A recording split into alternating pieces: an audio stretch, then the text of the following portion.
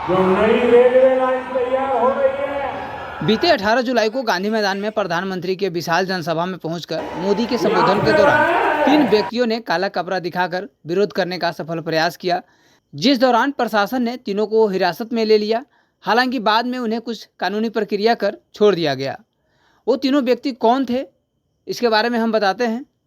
तो जानकारी मिली है कि वो तीनों व्यक्ति स्थानीय एक राजनीतिक पार्टी आपन माटी आपन पार्टी के संस्थापक अध्यक्ष व सदस्य थे, जिन्होंने जिले के कुछ मुद्दों को लेकर वो पिछली बार नरेंद्र मोदी के द्वारा चीनी मिल पर किए गए वादे को पूरा नहीं करने से नाराज हो यह कदम उठाया गया। तस्वीरों में आप देख सकते हैं कि इन तीनों को, ये वही तीनों हैं जिन्होंने काला झंडा दिखाया था। इन तीनों को माला पहनाकर और मिठाइयाँ खिलाकर इन्हें सम्मानित किया गया। और ये बच्ची जो है, इन्हें एक 3 व्यक्तियों का चित्र बना करके जो काला झंडा दिखा रहे हैं, वो पोस्टर दे करके उनका हौसला बुलंद करने का काम कर रही है। वहीं 20 जुलाई को मोतिहारी के पार्टी कार्यालय में एक दूसरे को माला पहनाकर व मिठाइयाँ खिलाकर खुशी जाहिर की। अपने इस प्रयास के लिए वे अपने आप को समाज के लिए खुशकिस्मत समझते हैं कि उन्होंने इतने बड़े कदम को उठाने की हिम्मत की। वहीं पार्टी कार्यालय में आज प्रेस कॉन्फ्रेंस कर इस बात की भी जानकारी दी गई।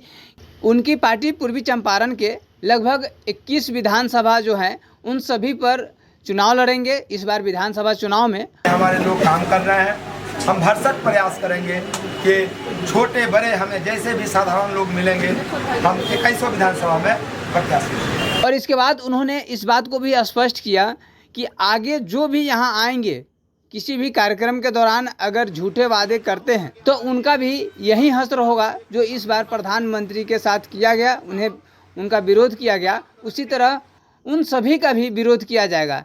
ये नहीं है कि भाजपा है और प्रधानमंत्री नरेंद्र मोदी हैं तो केवल उनका विरोध किया गया, बल्कि कोई भी हो, अगर वे झूठे वादे करते हैं इस जिला में आकर तो उनका विरोध किया जाएगा। तो आइए जानते हैं कि कौन थे वह 3 व्यक्ति जिन्होंने काला झंडा दिखाया था, काला कपड़ा दिखाकर प्रधानमंत्री के भाषण के दौरान उनका विरोध किया था। मोतिहारी से लाइव 24 न्यूज ब्यूरो प्रभाकर निराला की रिपोर्ट। के अंदर अगर शर्म होती तो आज जो चंपारण का दुर्दशा है, हम लोग जो अपने बैनर पे लिखते हैं चंपारण ये कह रहा है कि मैं रोता बिलखता चंपारण हूँ, मुझे हंसता हुआ चंपारण कौन बनाएगा। तो आज 18 तारीख को ये चीजें साबित हो गई कि अब इस चंपारण को हंसता हुआ चंपारण जरूर बनाया जाएगा इंशाल्लाह। क्योंकि इससे पहले चंपारण की धरती पे अनगिनत पार्टियां तो जरूर है, अनगिनत पार्टी आते तो जरूर है, मगर वो सब चाटुकार पार्टी है, सब दलाली करने वाले हैं। अगर दलाली करने वाले नहीं होते तो इस चंपारण की धरती पे जो 2 साल का बच्चा है, आपन माटी आपन पार्टी के नाम से जाना जाने वाला बच्चा है, उस पार्टी ने जो 18 तारीख के प्रधानमंत्री के इतने बड़े सभा के अंदर घुसकर और काला झंडा दिखा देना, आप इसको कम मत समझना।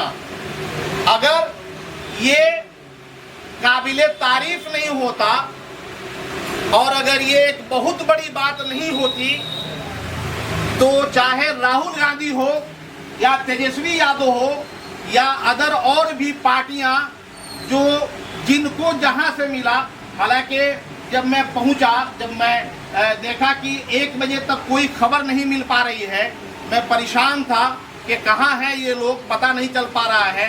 पता करते करते जब पता लगा कि ये लोग टाउन थाने में है, जब मैं वहाँ पे गया उससे पहले मेरे पास वीडियो आ गया।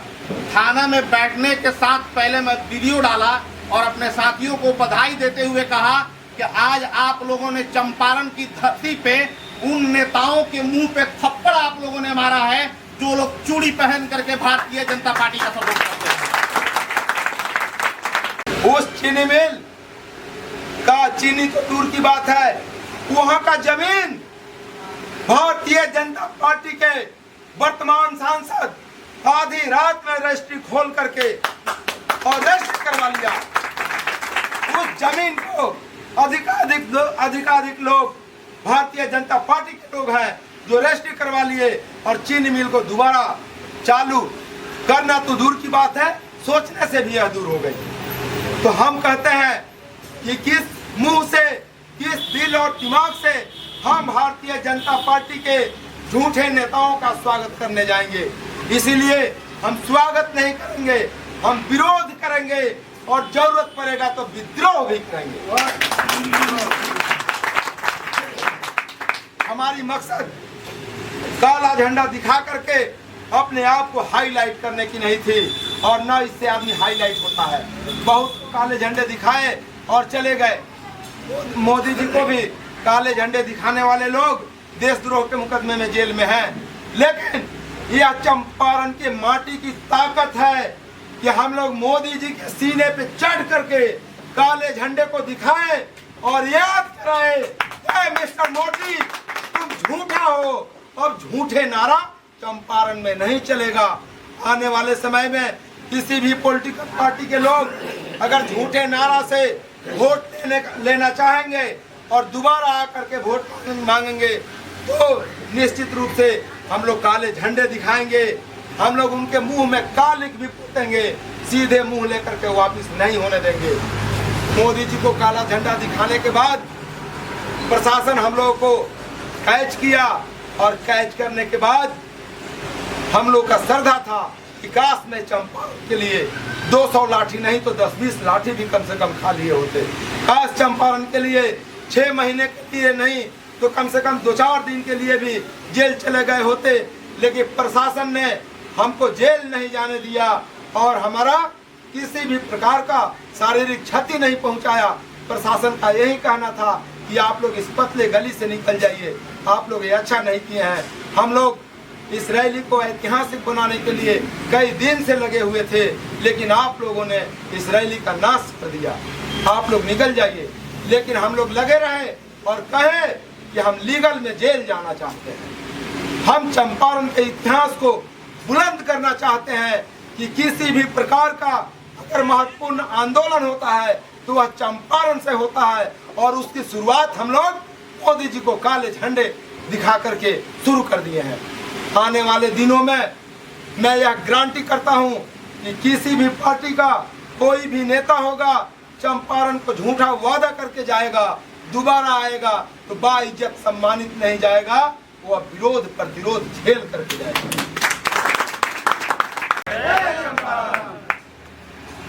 18 तारीख का घटना बहुत ही मस्त रहा हम लोगों की नज़र में।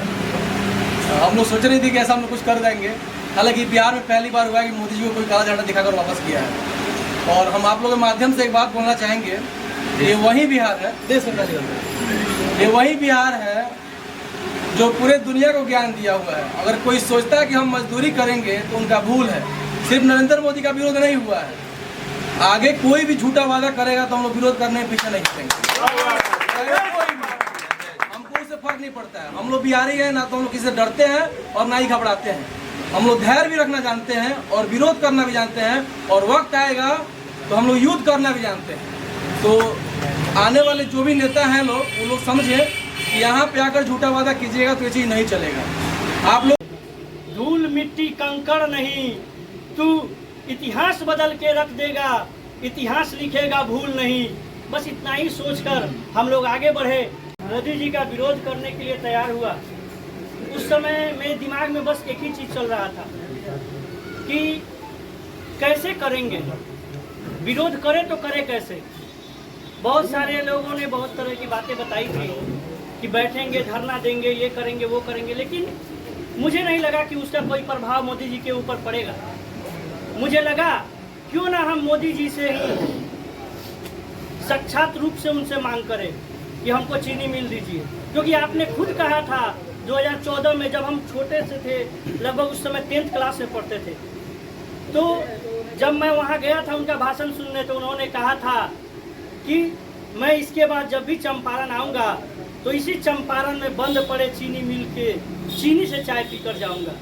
और फिर उन्होंने कहकर इस बात को दबा दिया, और फिर उसके बाद कभी भी चीनी का क्या, चीनी मिल का नाम तक नहीं लिया। तो हम लोगों ने सोचा क्यों ना हम लोग मोदी जी का विरोध करने का प्रयास करें, क्योंकि हम लोग कोई बड़ी पार्टी से नहीं है, कोई बड़ा हम लोग का संगठन नहीं है। तो हम लोग बस 3 व्यक्ति आपस में, जितेंद्र भैया, मेरे परम प्रिय मित्र रविकांत जी और मैं बैठकर चर्चा किया कि कैसे विरोध किया जाए। तो हम लोगों के मन में आया कि क्यों ना हम उनको काला झंडा दिखाकर यहाँ से वापस जाने को कहे। तो फिर हम लोग तैयार हुए। 18 तारीख को रात भर तो नींद नहीं आई, ये सोचकर कि कल होके क्या होगा ना होगा, लेकिन फिर भी हम लोगों ने कफन बांध लिया था कि चाहे जो हो जाए, या तो चंपारण का चीनी मिल इतिहास बनेगा या हम लोग इतिहास में छप जाएंगे। यही सोचकर रात भर जगे रहे। सुबह सबसे पहले उठे और हम लोग पैदल ही यहाँ से गांधी मैदान के लिए प्रस्थान कर दिए। हम लोगों के दिमाग में बस एक ही चीज़ चल रहा था कि एक समय था, मैं शुरू से ही भगत सिंह का एक बहुत बड़ा फॉलोअर रहा हूँ और मैं अनुसरण करता हूँ भगत सिंह को, कि जब भी कोई अगर हमारी बातों को नहीं सुनता है तो हम उसका विरोध करेंगे। जिस तरह भगत सिंह ने किया था, चाहे वो भले फांसी पर चढ़ जाए, लेकिन आज हम लोगों के लिए वो मान सम्मान, हम लोगों के अधिकार के लिए जो लड़ाई लड़े, वो आज भी हम लोग उसको याद रखे हुए हैं। उसी तरह हम लोगों ने सोचा था कि अगर हम लोग यहाँ से चल रहे हैं तो उस समय भी 3 व्यक्ति थे, भगत सिंह, राजगुरु और सुखदेव। आज भी हम 3 व्यक्ति हैं, विक्रांत सिंह, जितेंद्र तिवारी और रविकांत। क्यों ना हम लोग अगर जरूरी पड़े चंपारण के लिए तो फांसी चढ़ने के लिए भी हम लोग तैयार हैं, क्योंकि ना हमारे आगे कुछ है ना पीछे कुछ है, ना हमारे पास करोड़ों की संपत्ति है कि ईडी सीबीआई की जांच की डर होगी, ना ही हमारे पास कोई पीछे रोने को बैठा हुआ है। ऑलरेडी मेरी शादी 28 जनवरी को हुई है और मेरा 5 महीने का बच्चा है। मैं सोचा अगर मैं मर भी जाऊंगा ना तो मेरा बेटा शान से कहेगा मैं विक्रांत सिंह राठौर का बेटा। यही सोचकर मैं चंपारण के गांधी मैदान में पहुंचा। हम आपके लिए चंपारण के लिए ट्रेन की सुविधा लाए हैं, तभी हम लोगों ने विरोध किया कि क्या हम लोग चंपारण वासी सिर्फ मजदूरी करने के लिए पैदा हुए हैं? सिर्फ हम लोग बाहर में लाठी खाने के लिए जाएंगे? क्या महाराष्ट्र में हमारे चंपारण वासियों के साथ, हमारे बिहारियों के साथ कैसा सलूक किया जाता है कि आप मराठी बोलते हैं तभी आपको यहाँ रहने का अधिकार है, अन्यथा आपको यहाँ से खदेड़ दिया जाएगा? क्या हम लोग लाठी खाने के लिए पैदा हुए हैं? क्या हम लोग चंपारण के लोग सिर्फ और सिर्फ लोगों का झंडा धोने के लिए पैदा हुए हैं? नहीं, अपने चंपारण के लिए आवाज़ उठाने के लिए भी हम लोग सक्षम हैं।